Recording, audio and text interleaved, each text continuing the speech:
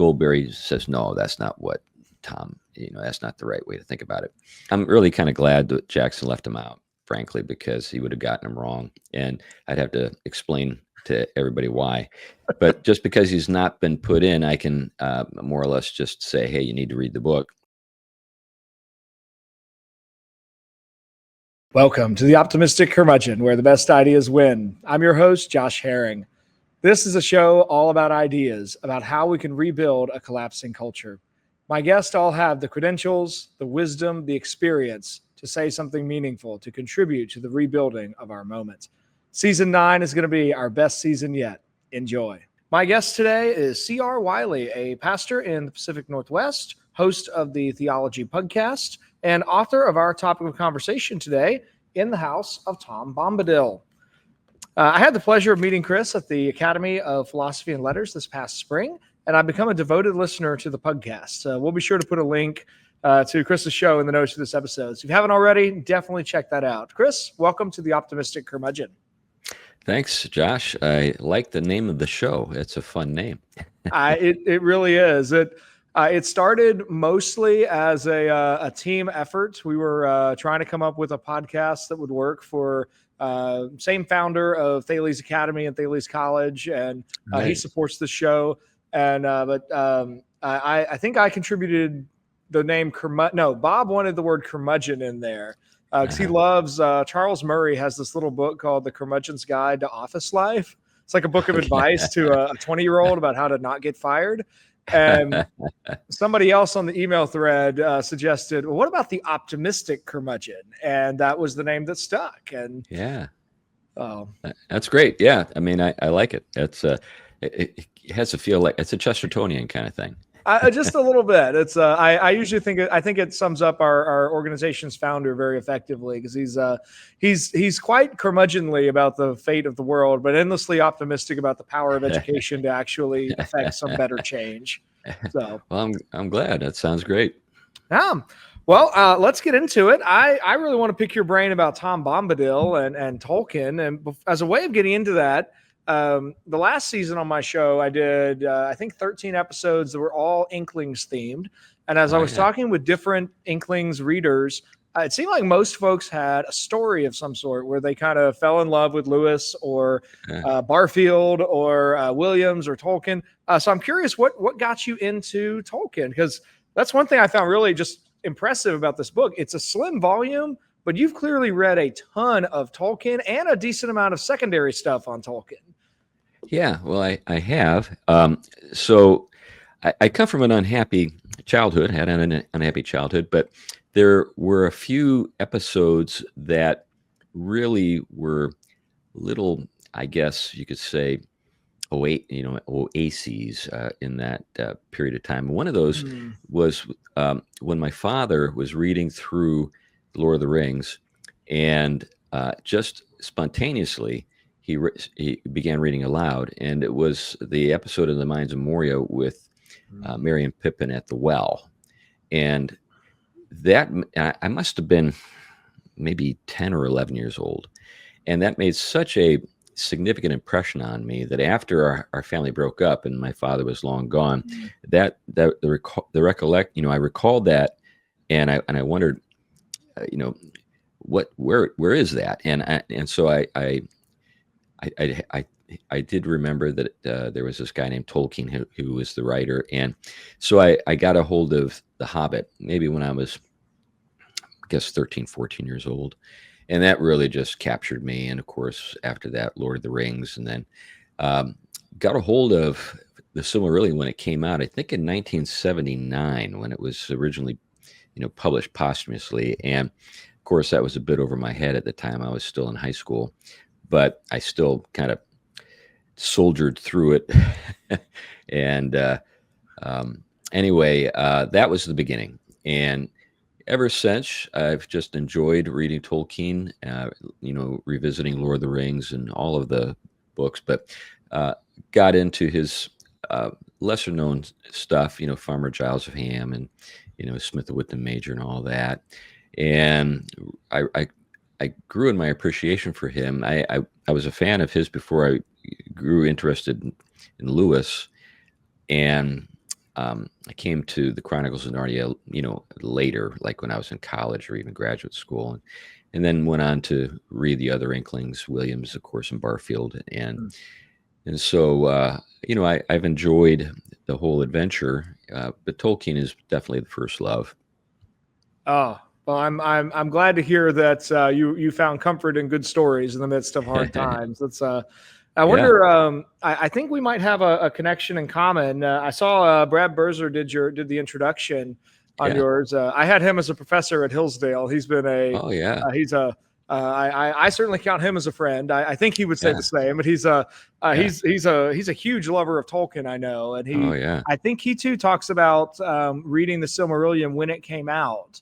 yeah, yeah, yeah. He's old enough had to be a certain age, Yep. but yeah, Brad's become a friend, and I appreciate his writing. He's a remarkably gracious guy, and I've enjoyed my friendship with him. And when I get a chance to read his stuff, I try to.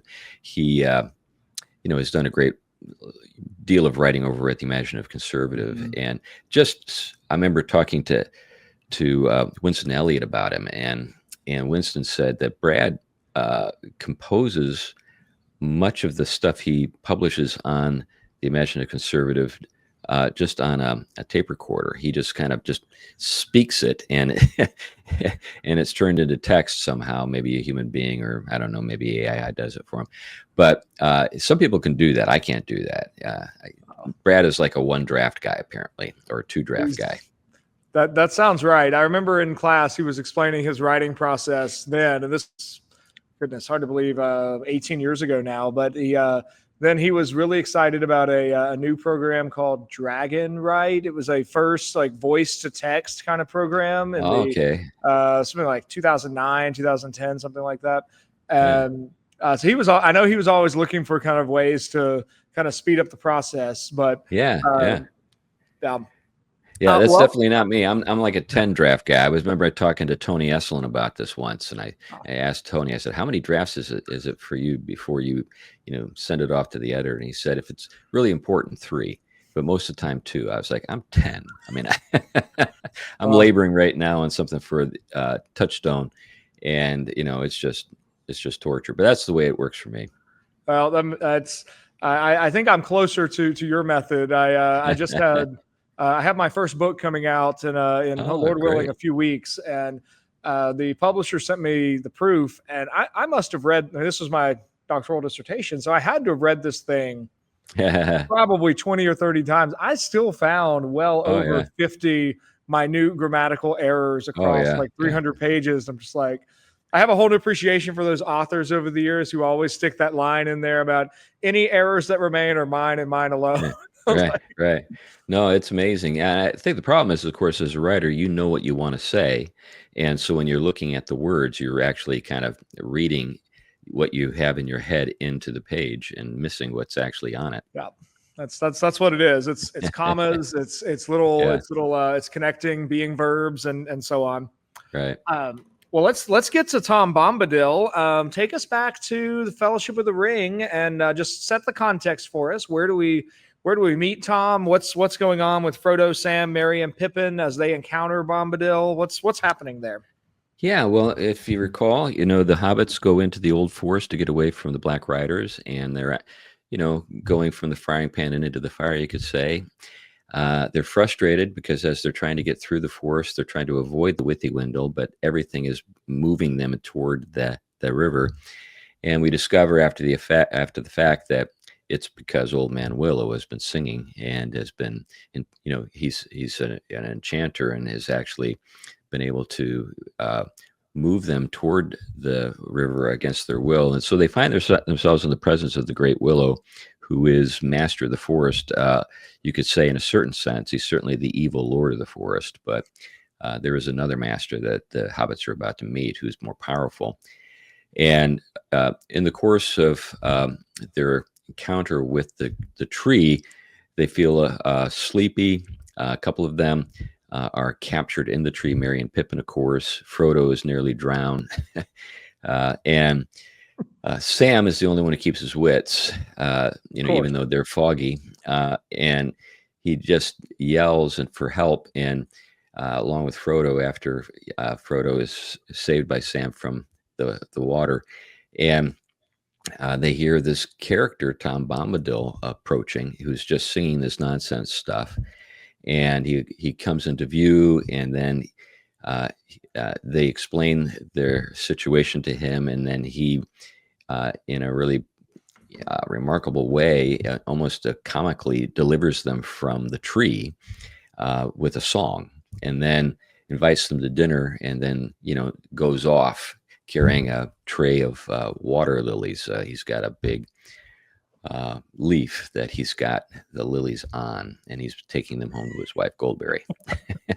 So in a way, you could say that he's just run an errand to bring home some flowers, but we learn later that he hints, it's not directly stated, but he hints that he knew that they were in the forest and that they would get in trouble, and that he would need to be there to help them out.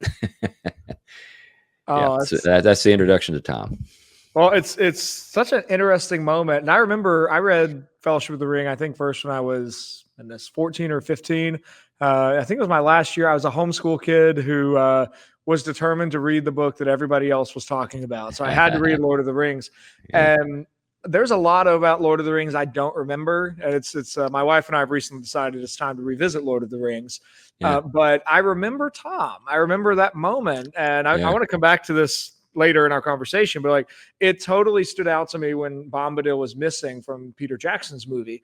And there's something about he's a ridiculous character, but he's a salvific character. Yeah. And he reminds me of that line from Russell Kirk about the unbought graces of life. Like there's nothing you can't pay Tom Bombadil to save you. Yeah, you can holler and hope he hears you. And he can save you if he will. And he just seems like such a fascinating character. Yeah, I agree. I'm really kind of glad that Jackson left him out, frankly, because he would have gotten him wrong, and I'd have to explain to everybody why. But just because he's not been put in, I can more or less just say, hey, you need to read the book and make your own judgments about him. But here are some things that I see. Well, talk a bit about the singing. I think that's really interesting. Yeah. I know we think about magic. I mean, of course, the obvious thing are spells, and sometimes some authors will get maybe a little bit more creative. Brandon Sanderson has a dozen different magic systems, but Tolkien doesn't really, as far as I know, have like a formal declaration of his theory of magic.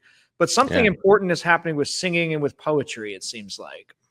Oh yeah, it's all through the book. But I do think he gives us some hints in different ways in different places. So if you read on fairy stories, his famous a lecture on the significance of fairy stories and what they're doing, he notes that the word spell denotes more than one thing. When we say spelling, usually we're referring to trying to get the letters right in a word. But that also gives us an indication that something larger is going on. When we think about a story can be a spell. Do you remember in The Music Man, the traveling salesman, Harold Hill? He's able to, with his stories. Oh yeah, but the whole thing is about his ability to cast a spell. He enchants everyone he interacts with, and the mayor of the town says that directly or just plainly, he's a spellbinder, and he is, and so he catches everybody up in this sort of story of the boys' band and carries them along, and I think that's a lot of what Tolkien was getting at. Remember when Gandalf warns everybody at Orthanc to beware of his voice, Saruman's voice, because he's able to do that, even though he doesn't have the power that he once had because of what had occurred. And of course, what was going to happen when Gandalf broke his staff, but he still had an ability to tell a tale and catch everybody up, or sort of bring everybody along with him. So there's that. And I think the origin story of the world in the Silmarillion is in the background. here. And my guess is, and I don't have any ability to prove this, but my guess is that in some sense, this Tom's lyricism, because even when he's just talking, there's a kind of lyrical quality to his sentences and stuff. It's got, if you just say them out loud, it's hard to say them without kind of, trying to sing them.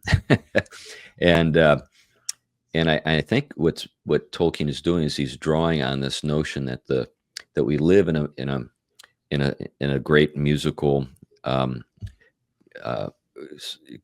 sort of a symphony that surrounds us, and he's drawing on, I think, alluding to the music of the spheres, but this idea that the world itself was sung into being is something that I detect kind of beneath the surface in Tom's stories. The reason why his songs have power, it has something to do with the fact that the world itself was sung into being.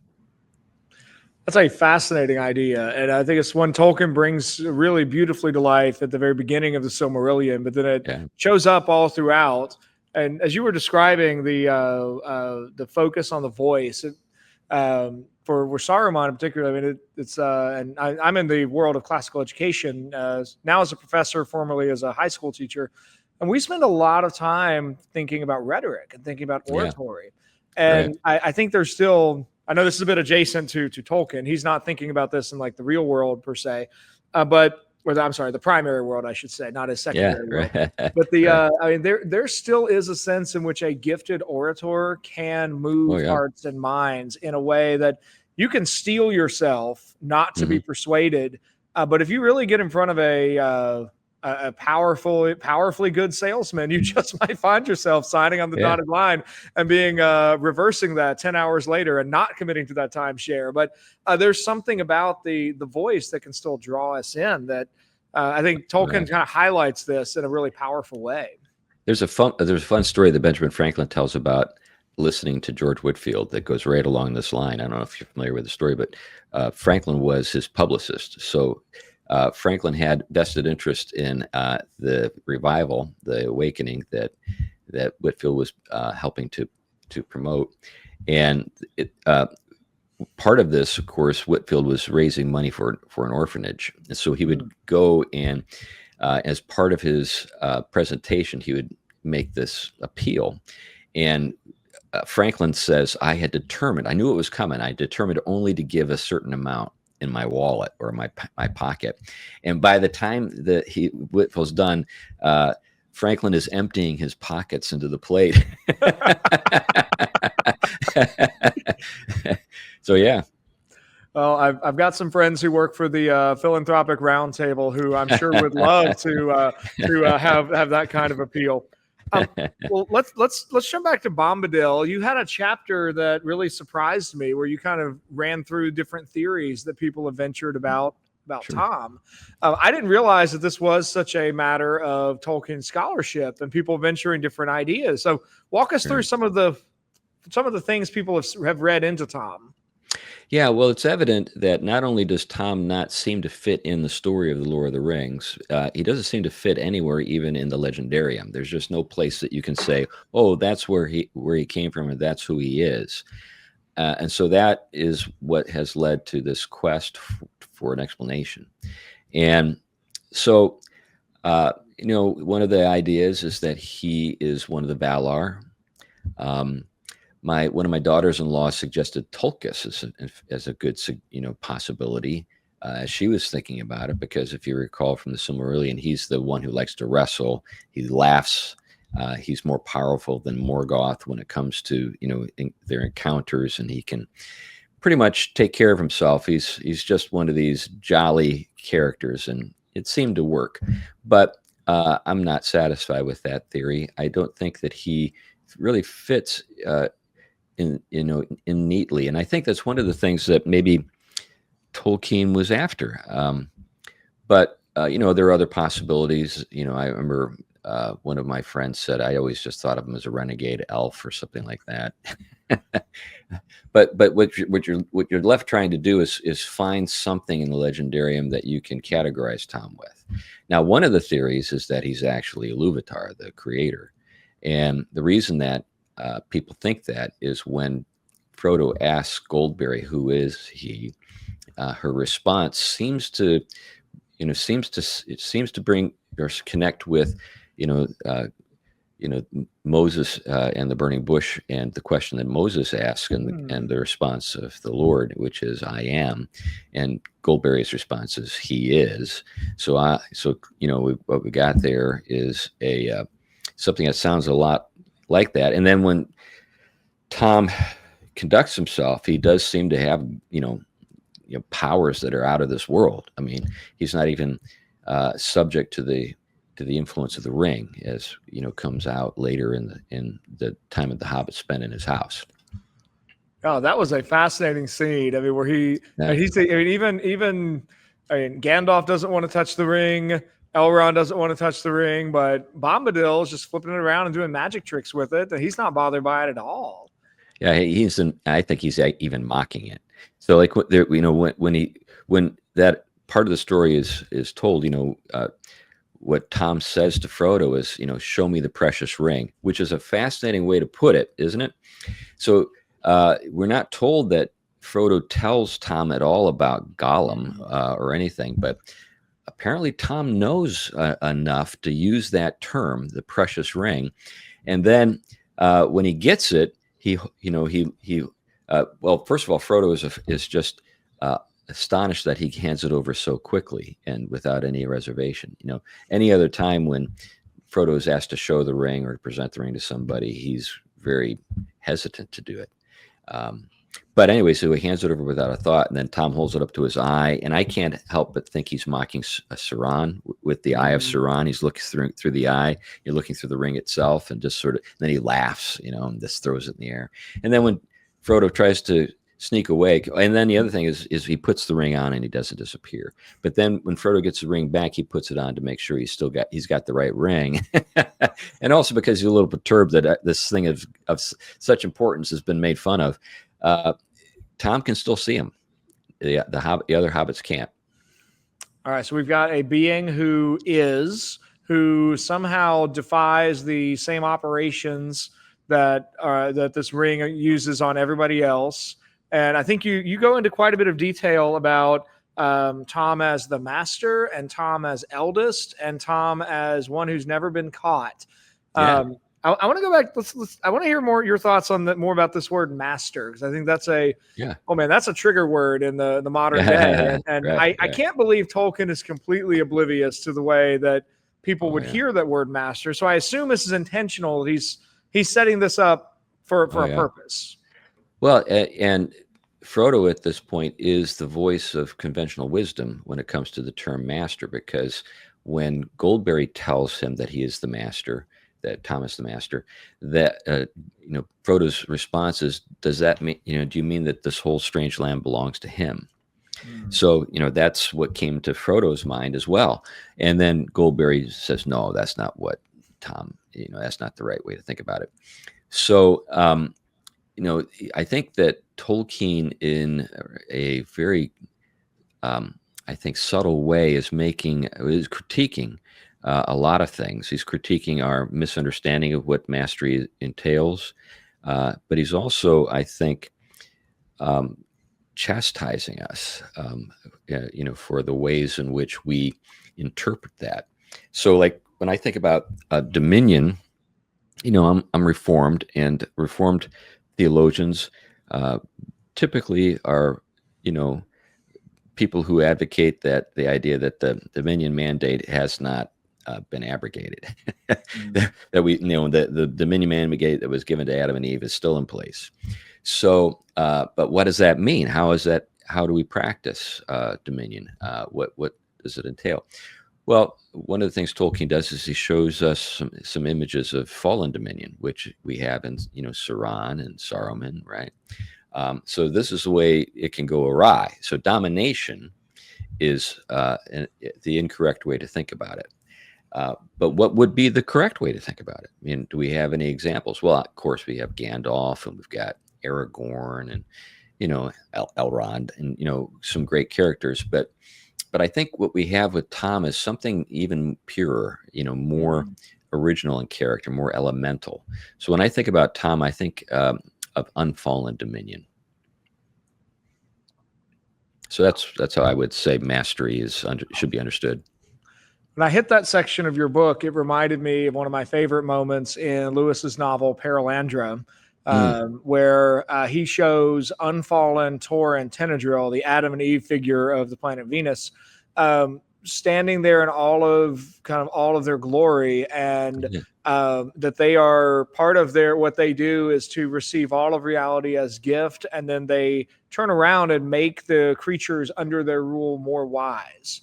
Lewis has this whole idea of like there are creatures that are rational. He calls those Hanau, and that part of what unfallen Tor can do is he receives wisdom from Maleldil, and he can use that wisdom to make others more wise. And that this is part of his mastery is not some kind of top-down pressure, but rather it's him reaching down to elevate them. Not even to like his own stature, but to elevate them higher than they were. It's not a destruction of hierarchy.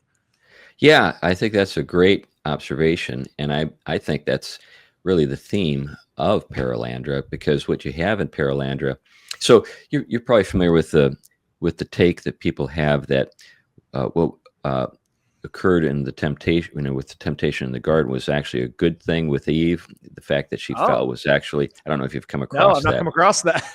Basically, the idea that she had become wise through, taking the apple. Oh, and so there is a kind of there are various schools of thought have kind of come out of this, but this is more or less the I think just generally considered. They may not use that story to justify the thought, but the idea that the only way that you can really acquire wisdom is through kind of an act of defiance. You see it with something like Prometheus, or but the idea is that wisdom is found through experience, and the experience can't be pure. It has to, in some sense, be tainted.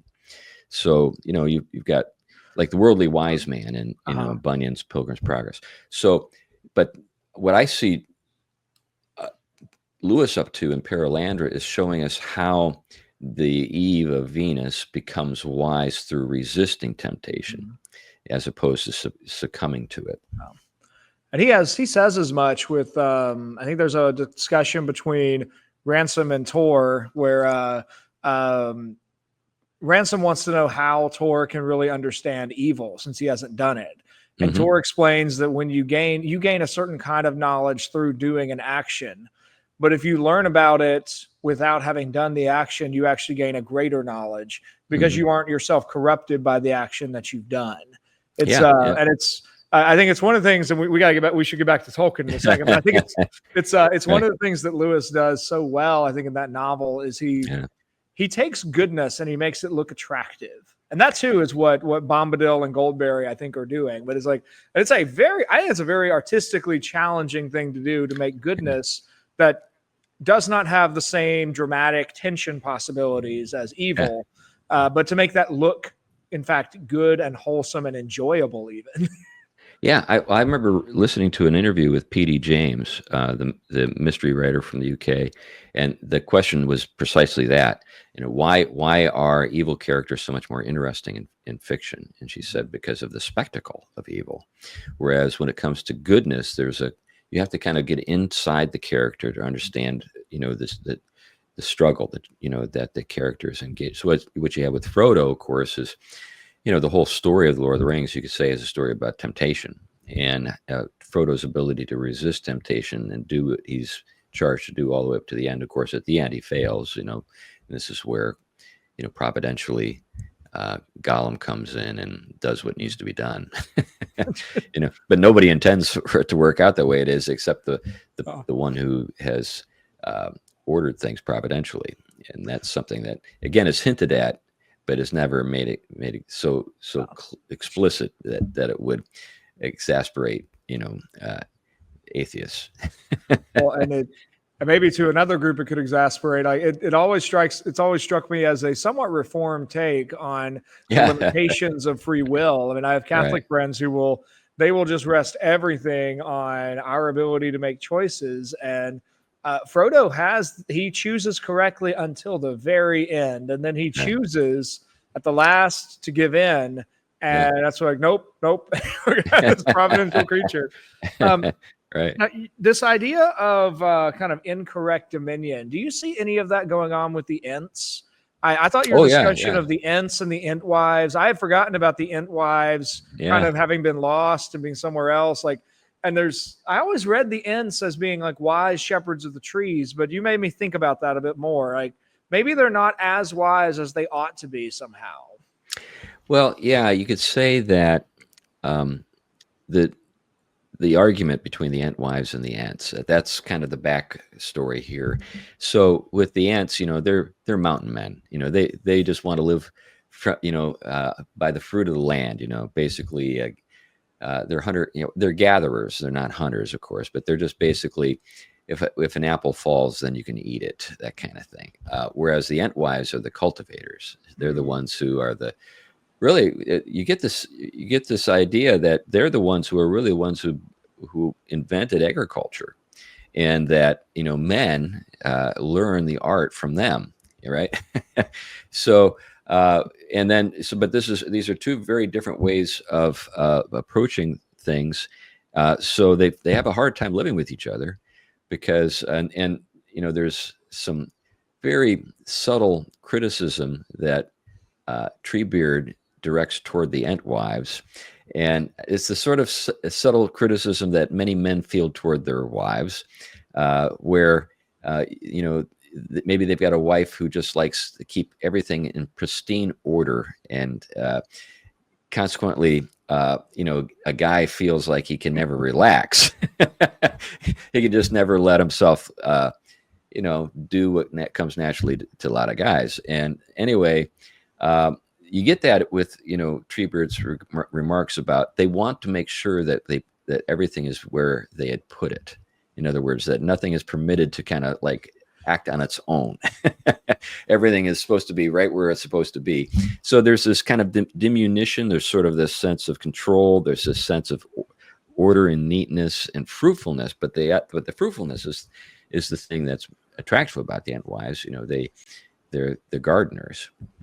But anyway, this approach though that the Ents have is almost too hands off, and they become tree-like themselves. That's one of the things that you see in the story, is that some of the Ents have actually resorted to becoming trees, or kind of return to their tree origins, or I guess you could say, and no longer walk, no longer speak, that kind of thing. So I do think that there's a lot going on with the Ents that's worth thinking about, but also language. Language is a fun thing to think about with regard to the Ents.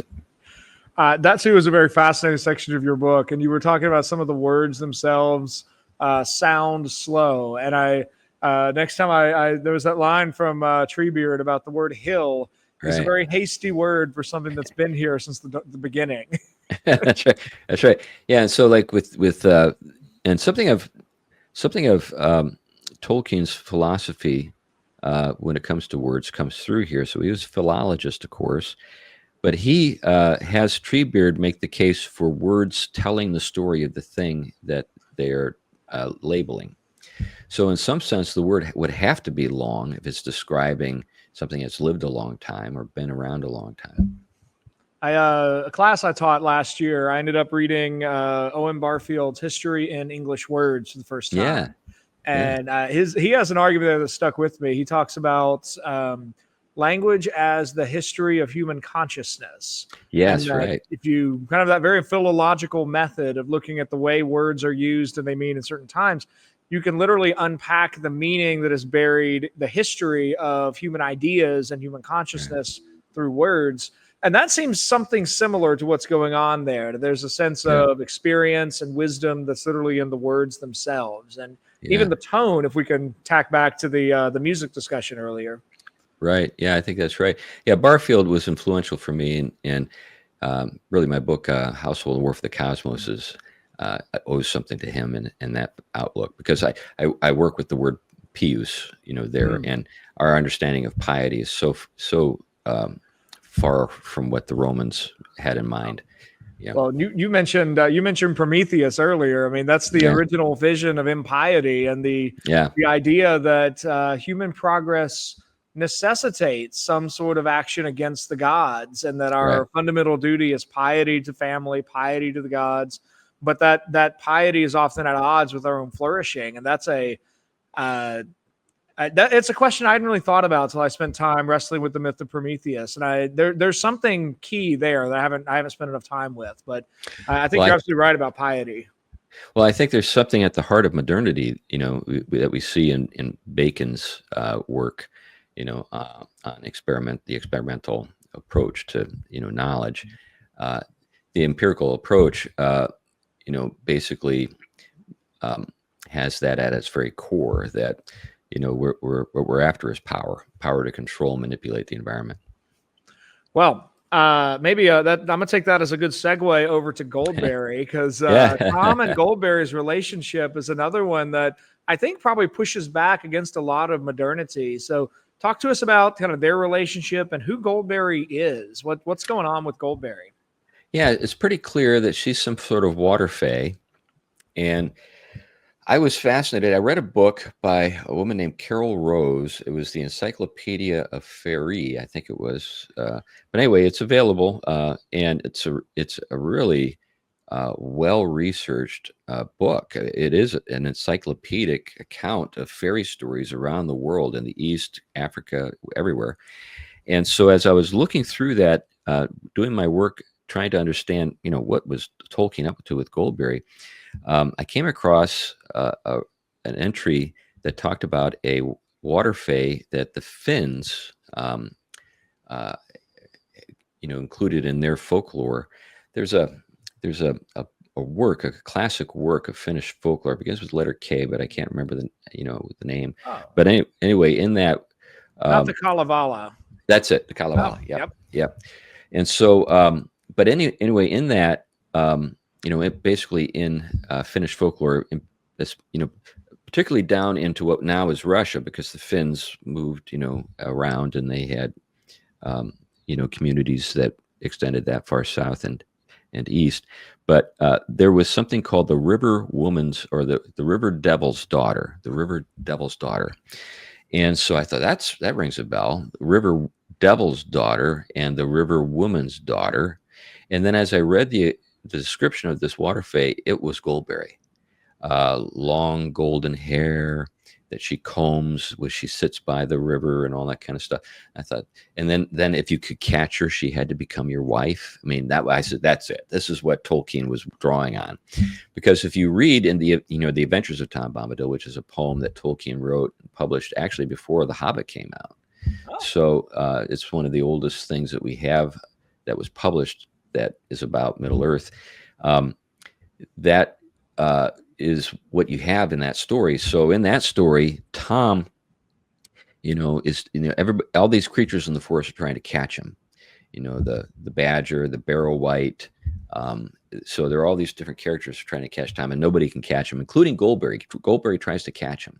So a way she does it is very flirtatiously. He's looking into the withy window, and she reaches up and grabs his beard and pulls him in.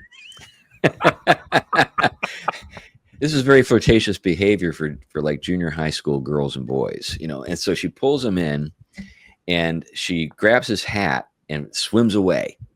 And so he chases her. He's swimming after her, saying, "Bring back my hat." And finally, he gets it from her and tells her that he's not going to come and live with her down under the under the water. And then kind of hints that he's got something in mind for her. And then later on in the poem, he catches her. She's beside the water, and I get the impression as you read the poem that she's very intentionally sitting there waiting for him to catch her. In other words, this isn't something like she has any real problem with. And Sure. then they, then their nuptials follow. But it's really very much in keeping with that original folk tale. anyway.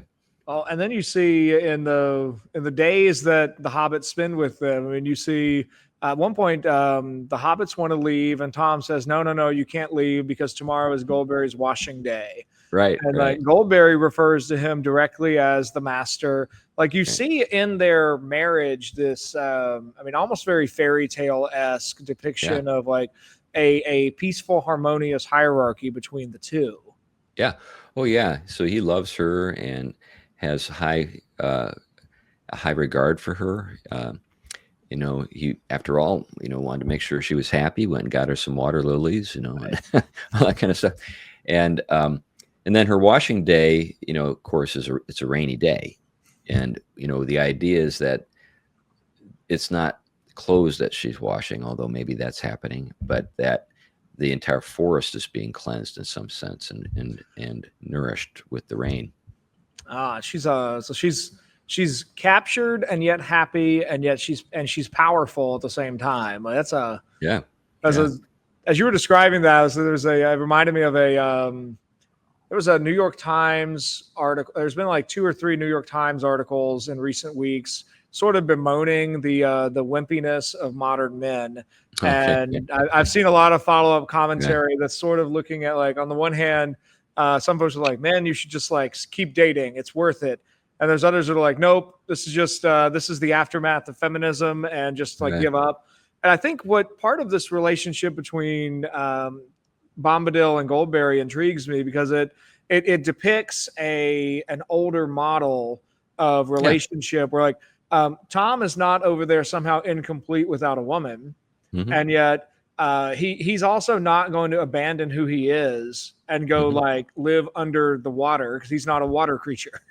Right. And Right. Goldberry as a feminine or as a I guess feminine woman. I'm mangling words there, but as a woman, there, I mean, she does.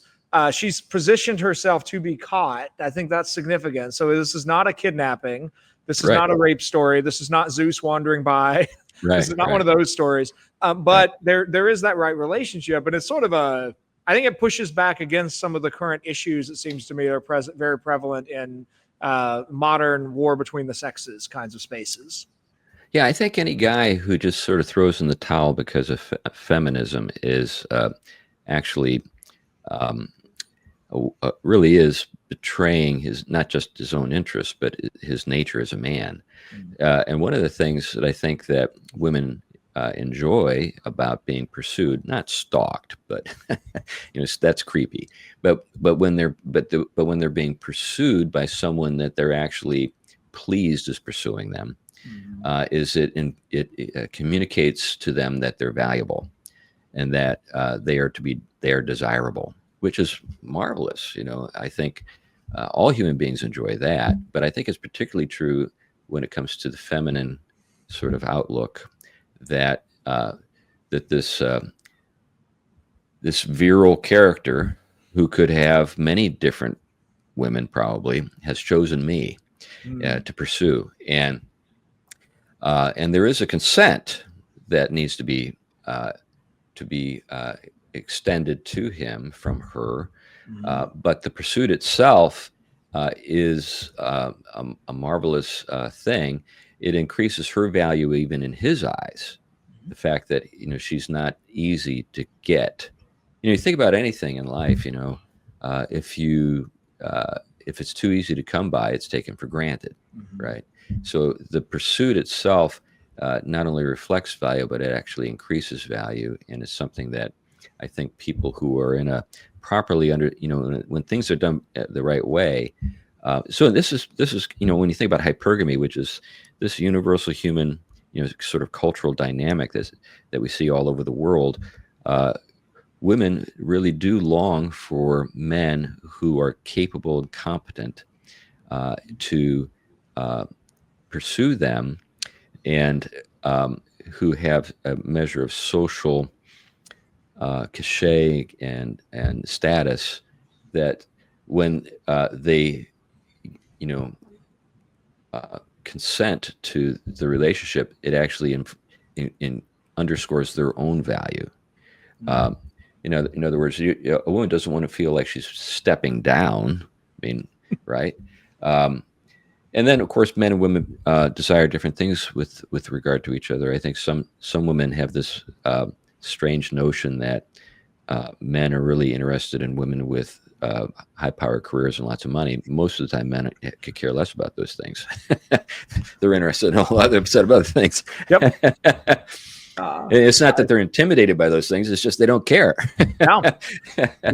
The guy, my wife and I both we got married right out of college, and neither of us had any career yet to speak of. We didn't have any money. We didn't have.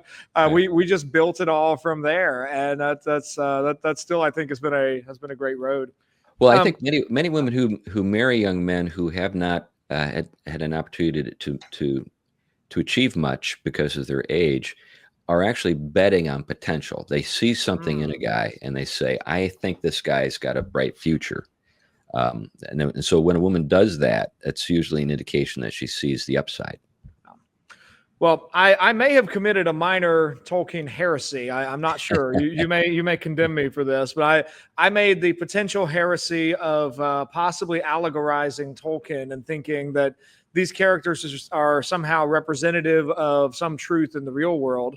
I don't know if that's a right way to read Tolkien. I mean, he famously said he was not allegorical. He does not like allegory. I think that's something that's very much up for dispute, but it makes me want to ask you, like, how should we read Tolkien? Should we read, I mean, is it just a story that we should not look for something deeper in?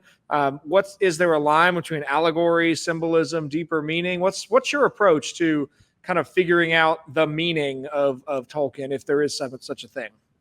Oh yeah, I think there is. I think that, he himself said that his work was Catholic in character, and he wasn't just talking about, sort of pulling on different things. He was talking about Roman Catholicism. So I think a good way to maybe consider the matter is to keep in mind that, in the medieval schools, when it came to interpretation, there were 4 levels of meaning.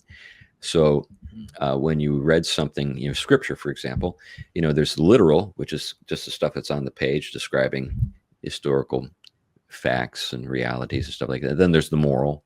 You can say, well, we all should live a little bit more like David, something like that, and then you get into the allegorical and then the anagogical. So these different kinds of things applied to just text generally. And I think it's fair to say that there's we can do that with Tolkien. What I think Tolkien was opposed to was more like it's a sort of thing that Bunyan was up to in Pilgrim's Progress, where you just have some cardboard characters and you know who they are because the names tell you everything you need to know.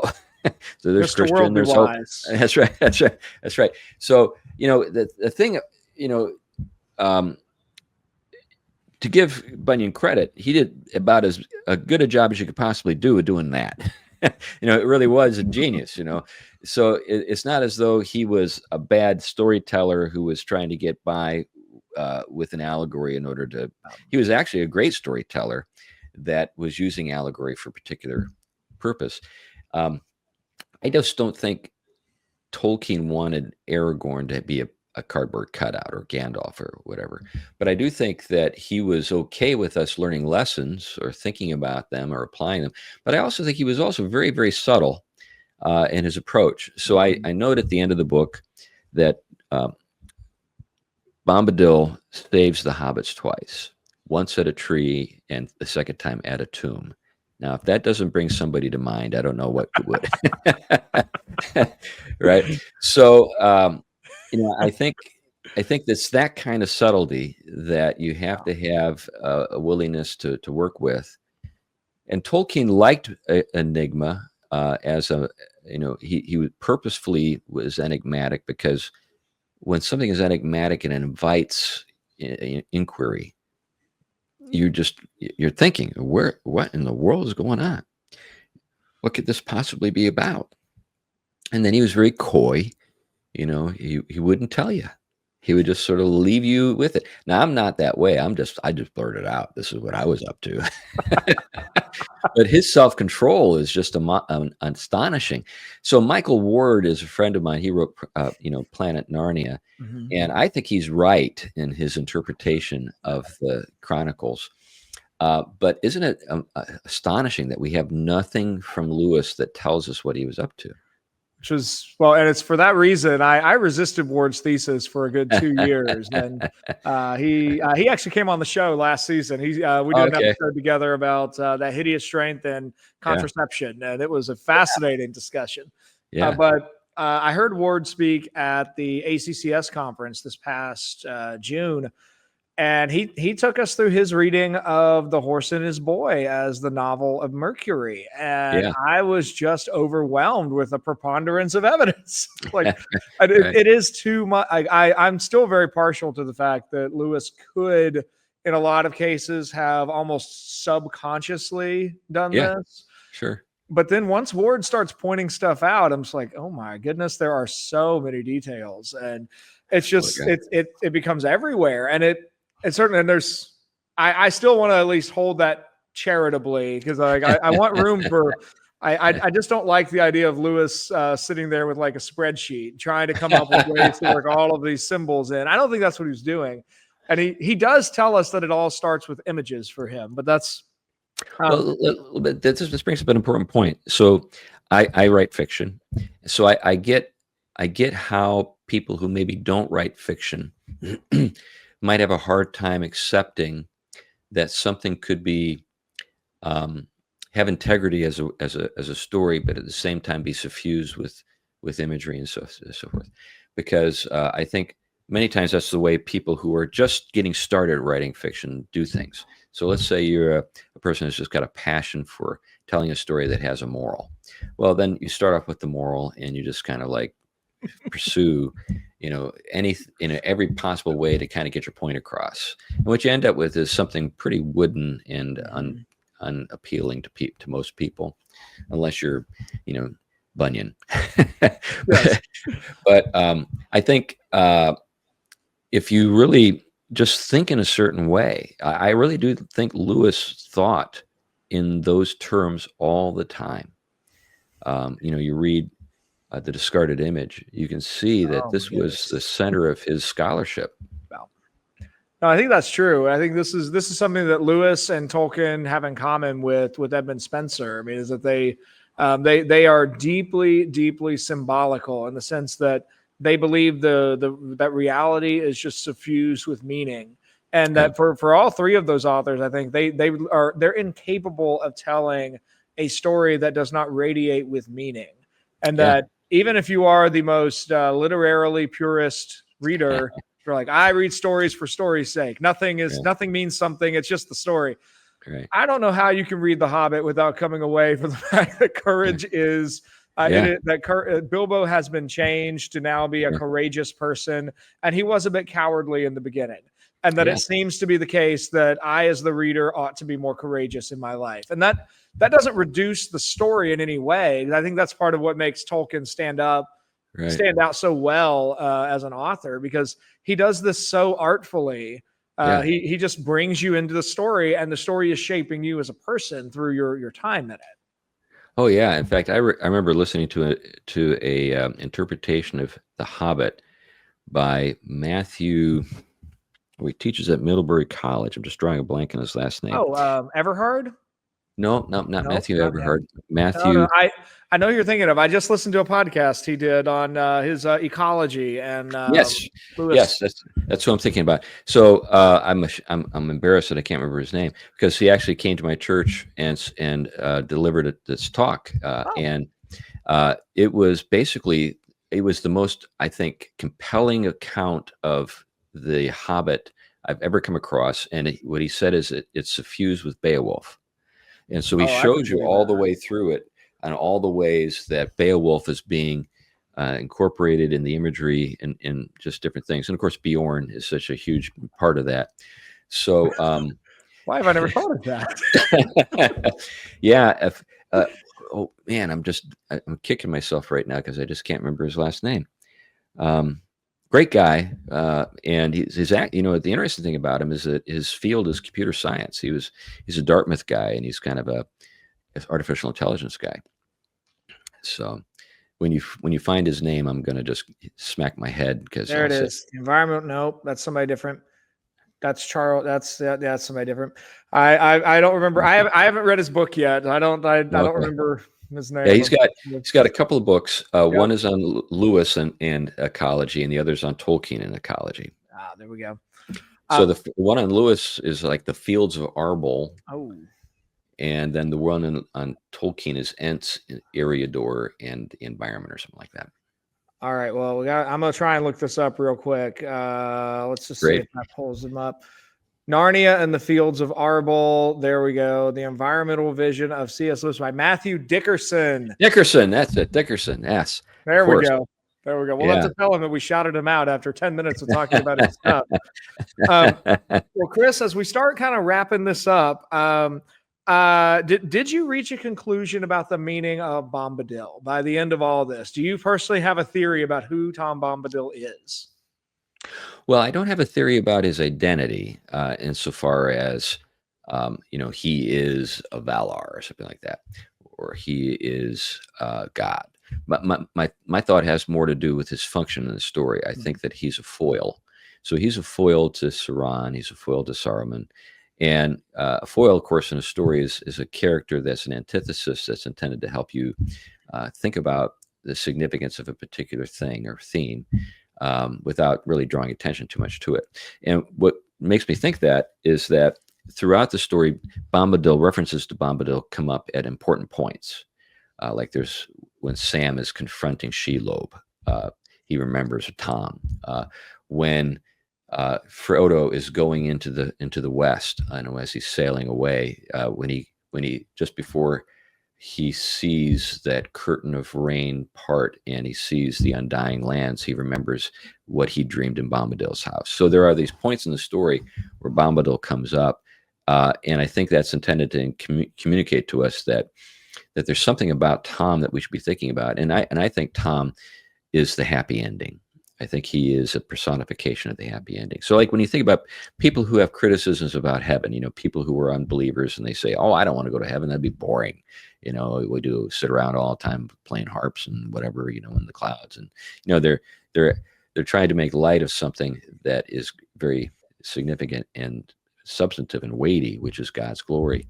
But that's because they just don't get it. They're clueless. And what I think you have with Bombadil is really an understanding of contemplation, the way it should be considered. If we think about Joseph Pieper and leisure, the basis of culture, there will be a point where there's nothing left to do. In other words, the story is over. There are no dragons to slay. It's all over. And for some people, because the meaning of their life is found in their work, they're like, what could possibly get me up in the morning? Well, think about Tom for a bit, the oldest, but who on a day-to-day basis found delight in everything that he saw. That's a powerful idea. I was thinking about that a little bit earlier today because I'm doing a lot of work with the admissions team at our college this semester, and one of my points that I want to try and drive home to high schoolers is that often they misunderstand what college is good for. They have this conception that you go to college to prepare for your job, and then you get your job, and then you make money. And I think that in reality, if you are a good person with a strong work ethic, you will probably, in most cases, you will not have trouble finding work. Mm-hmm. And you'll eventually figure that part of life out. The question then becomes, but what college really can do is answer the question, well, what is it all for? Yeah. Why?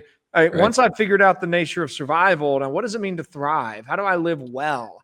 And that's really what a liberal arts education ought to do. And I see some of that in Tom. I love that idea of him he's been around for forever, but he's not the one over here solving the crisis of the day. He has somehow survived all the other crises and knows that one way or another, this will all get taken care of. His job is just to take care of him and his and enjoy the world. That idea of the happy ending, I think, is really important for Tolkien. It comes up at the very end of On Fairy Stories when he talks about he coins that word eucatastrophe, the consolation of the happy ending.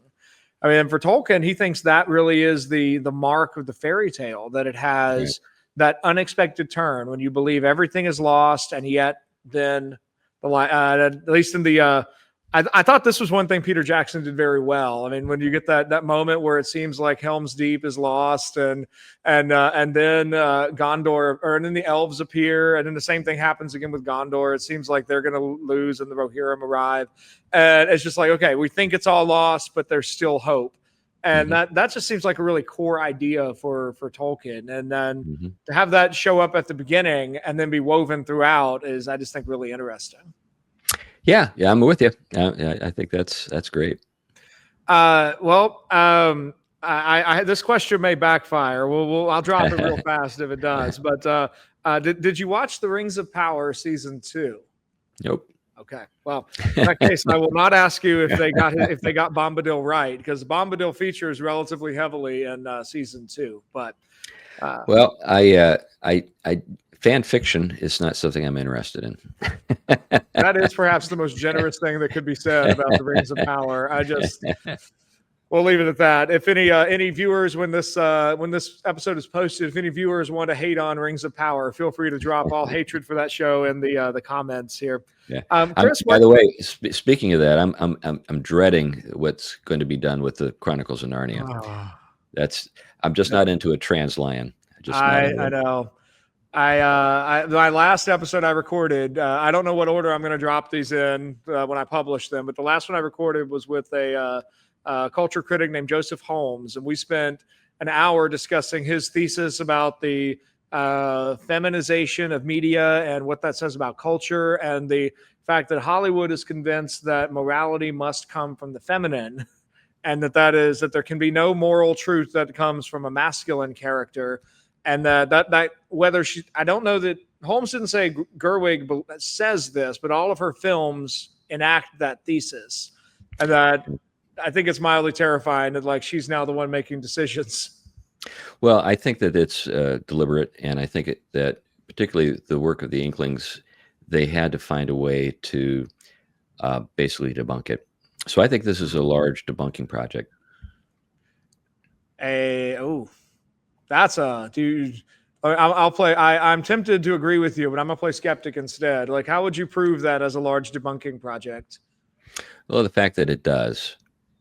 In other words, the Rings of Power. You could say it serves other purposes too. It takes advantage of sort of this endless appetite that Tolkien fanboys have for anything that talks about stuff, and it also takes advantage of the fact that most people who read Lord of the Rings and the stories themselves are pretty clueless about the significant things that are going on morally and theologically and philosophically in the stories, and they're just into the action. But so there's that. But I do think that the people who are running the show at places like Netflix really have been turned into really diabolical characters through the fact that they've more or less bought into the postmodern take on what stories are about. I wrote an essay for Public Discourse a couple years ago. I did a thing that I probably need about 20 more years before I can rightfully get away with this, but I coined a phrase I called the Netflix effect, where Netflix takes a good story that is itself an intrinsically good story, and in their adaptation of it, they just darken everything. And I tuned into I illustrated from a bunch of patterns, but the main one I really focused on was the novel The Queen's Gambit, and then Netflix's adaptation of that.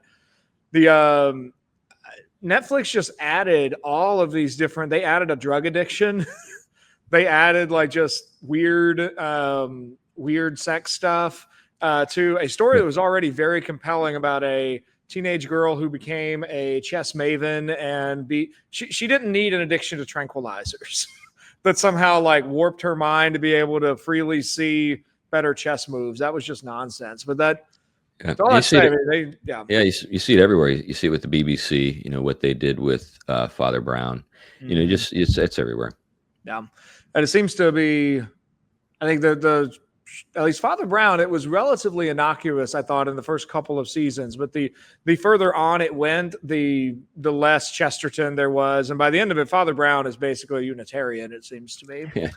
Right, So, right.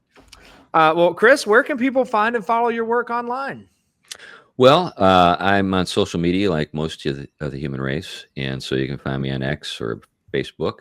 But when it comes to the podcast, I've got a couple of friends, and we have a podcast that we do. It comes out every week on Monday. I team up with Glenn Sunshine and Tom Price for that, and then I write stuff for different publications. I'm a senior editor at Touchstone Magazine, so you can find me in those sorts of places. Fantastic. I'm just making sure to I got to make sure to get your Touchstone credential in here at the end. And last question for me: any upcoming writing projects you're excited about? Anything new in the hopper? Well, yeah, I just turned in a manuscript for a book. Hopefully, it'll be out by Christmas. It's on artificial intelligence. Title of the book is St. Anthony's Guide to Surviving the AI Apocalypse. And so, in fact, I'm working on something for Touchstone on that theme. I spoke at last year's Touchstone conference on St. Anthony and artificial intelligence, and I'm working with a lot of the stuff that I did for that right now. And then I've got a couple of other projects in the works. I've got a children's picture book I've been working on forever, but I should be wrapping it up here in the fall. I'm the illustrator for it as well as the author.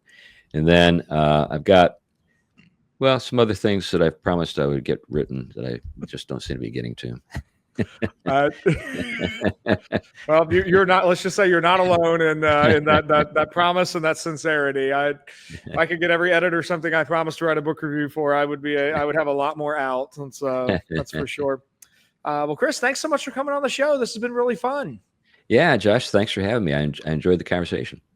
Well, thank you, listeners and viewers, for joining us today here on The Optimistic Curmudgeon. My guest has been C.R. Wiley, host of the Theology Podcast and author of your next Tolkien book, In the House of Tom Bombadil.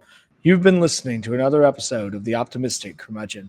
If you enjoyed this episode, like it and share it with your network. Help others think great ideas. You can find the show on all the platforms, but primarily on X as @TheOptimisticC3, on Facebook and LinkedIn under my name, Josh Herring, and on YouTube and Apple Podcasts. Be sure to subscribe to get the next conversation.